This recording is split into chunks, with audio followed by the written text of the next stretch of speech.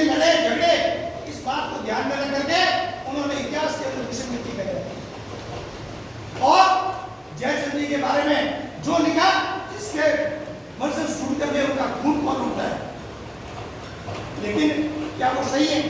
उसके बारे में शोध कौन करेगा? इसके बारे में रिसर्च करने की आवश्यकता है, और वो सब दायित्व आपकी युवा पीढ़ी के कंधों पे।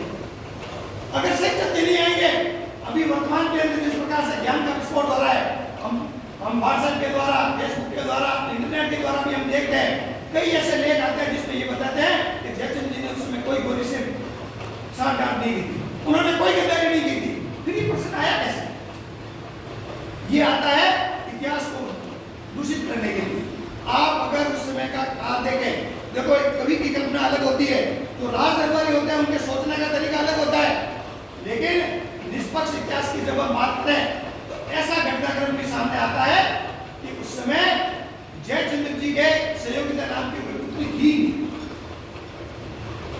इतिहास में हम देखते हैं तो पृथ्वीराज को बताया गया है कि ये अनंतपाल तोमर के लोही थे, जबकि इतिहास को उठाकर देखते हैं तो अपन इस बात को भी जानते हैं कि उस समय पृथ्वीराज जी नहीं, पृथ्वीराज के जो विग्रहराज थे वो अनंतपाल के बाद गए हुए थे, लेकिन उन्होंने वहां उसको जोड़ दिया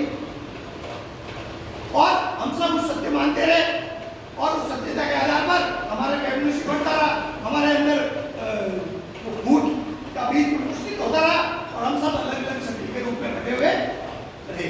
अगर क्षत्रिय सब एक हो जाते, एक हमारी शासन व्यवस्था हो जाती उसमें जो 26 साल के जीवन काल में पृथ्वीराज जी के समय में थी, तो संसार की कोई ताकत हमें हरा नहीं सकती थी, लेकिन ये होने का विधान था, और उस फूट के कारण हमारा इतिहास विकृत हुआ। मैं आपको छोटा सा उदाहरण एक और देना चाहूंगा।